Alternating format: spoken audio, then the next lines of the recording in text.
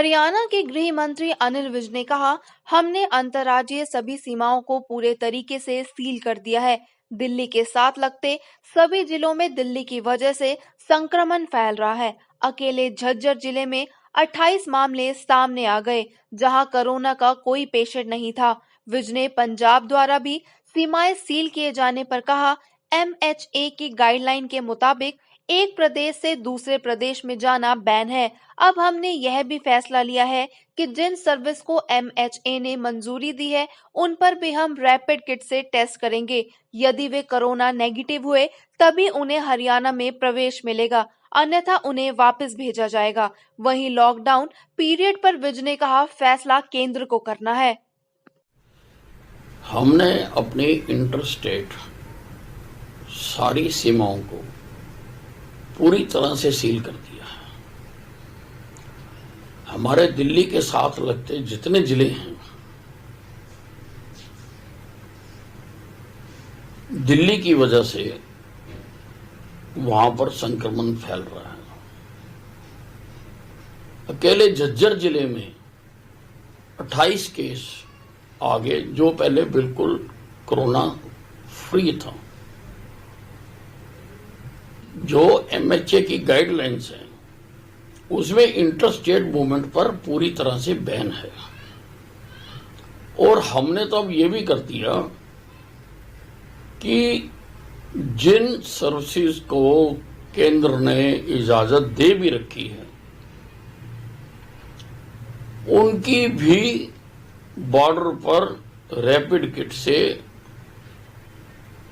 Corona की जांच होगी। अगर वो कोरोना नेगेटिव होंगे तभी उनको हरियाणा में प्रवेश दिया जाएगा, नहीं तो उनको वापस भेज दिया जाएगा।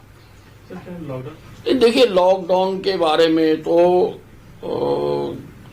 केंद्र सरकार जो निर्णय लेगी, हम उसके साथ हैं और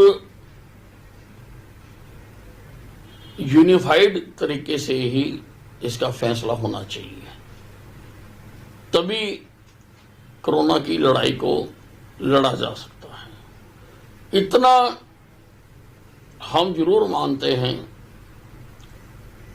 कि लॉकडाउन का पीरियड काफी लंबा हो गया और जहां पर कोरोना नहीं है, जिन जिलों में, देश के लगभग 300 जिलों में कोरोना नहीं है,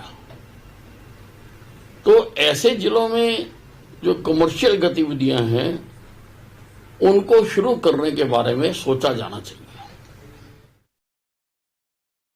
प्रवासी मजदूर जो फंसे हुए हैं, उनको लेकर क्या कुछ योजना बनाई गई है, जिस पर हरियाणा के गृह मंत्री अनिल विज ने कहा, एमएचए ने गाइडलाइन जारी की है। उसके मुताबिक हमने टीएल सत्यप्रकाश को हरियाणा का नोडल अधिकारी नियुक्त किया है। इसी प्रकार सभी प्रदेश कर सकते हैं और लिस्ट बना उस प्रदेश के नोडल अधिकारी से संपर्क कर सकते हैं। एमएचए की गाइडलाइन आ गई। एमएचए ने कहा है कि हर प्रदेश अपने प्रदेश में एक नोडल ऑफिसर तय करे। हमने भी टीएल सत्यप्रकाश को हरियाणा का नोडल ऑफिसर बनाया है और ऐसे ही बाकी सारे प्रदेश भी तय करें और वो सूची बनाएं कि कितने कितने लोग किस किस प्रदेश में जाना चाहते हैं और उस संबंधित प्रदेश के फिर नोडल ऑफिसर से बात करके वो तय करें कि इनको किस प्रकार से वहां भेजा जाना है। केरल के कन्नूर जिले में हरियाणा के 22 जवान सेना कैंप में फंसे हैं, जो 31 मार्च को रिटायर हो चुके हैं, लेकिन घर वापस नहीं आ पा रहे। उन्होंने हरियाणा सरकार को वीडियो जारी कर घर वापस आने की गुहार लगाई है, जिस पर हरियाणा के गृह मंत्री अनिल विज ने कहा, मामला उनके संज्ञान में आया है। हमने हरियाणा के नोडल अधिकारी की ड्यूटी लगाई है। वे केरल के नोडल ऑफिसर से बात करके जवानों को वापस लाने का इंतजाम करें। संज्ञान में आई थी बात कि उनका कोई वीडियो चल रहा है कि 22 जवान केरल में फंसे हुए हैं तो मैंने अपने प्रदेश के जो नोडल ऑफिसर हैं टीएल सत्यप्रकाश, उनसे बात की है कि वो केरल के नोडल ऑफिसर सत्यप्रकाश से बात करके उनको लाने का इंतजाम करें।